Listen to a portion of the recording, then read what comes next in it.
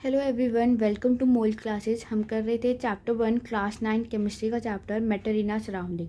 Previous class में हमने discuss किया था फैक्टर्स जो कि अफेक्ट करते हैं इवेपोरेशन की प्रोसेस में।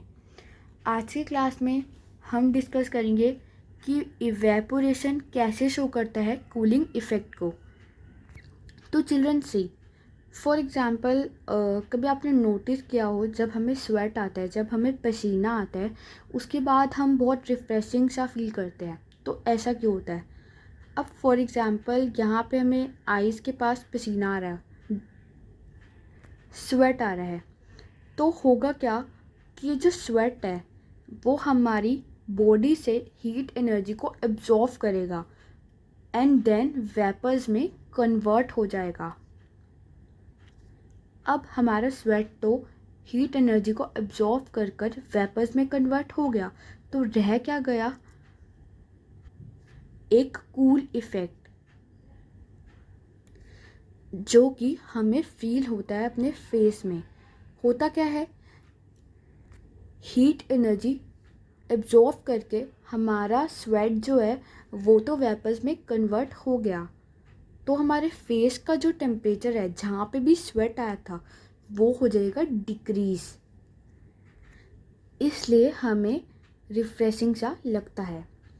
अब कभी आपने नोटिस किया होगा, जब समर्स हो रही होती है तो कुछ लोग अपनी रूफ पे वाटर स्प्रिंकल कर रहे होते हैं। तो ऐसा होता क्या है? तो बेटा सेम चीज़ है। इसमें क्या होता है कि जो वाटर है वो अपने आसपास के एरिया से हीट एनर्जी को एब्जॉर्व कर लेता है एंड देन वेपर्स में कन्वर्ट हो जाता है। अब हीट एनर्जी को एब्जॉर्व करके जो वाटर है वो वेपर्स में कन्वर्ट हो गया और एयर में हो गया। उसके बाद तो होता क्या है, नीचे क्या रह जाता है? एक cool effect.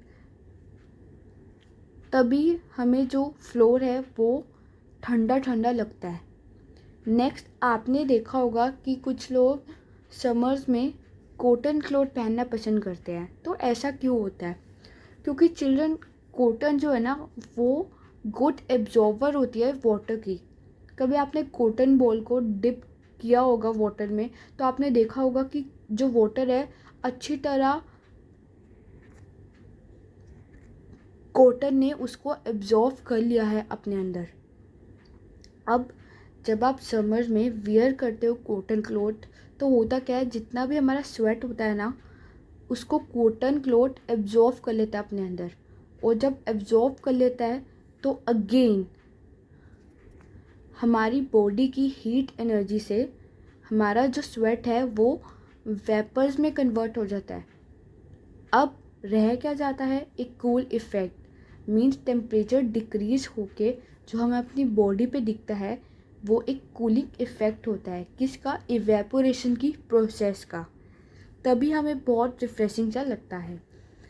Next and the last point, जब समर में कुछ लोग, आपने देखा होगा कि मटका यूज़ करते हैं ताकि उनका जो वाटर है वो कूल रह पाए। तो होता क्या है कि जितना भी वाटर वेपर प्रेजेंट होता है मटके के आसपास वो हीट एनर्जी एब्जॉर्व कर लेता है।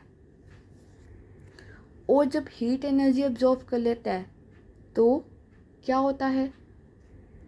हमारा जो आसपास का वाटर वेपर है वो कन्वर्ट हो जाता है वेपर फॉर्म में।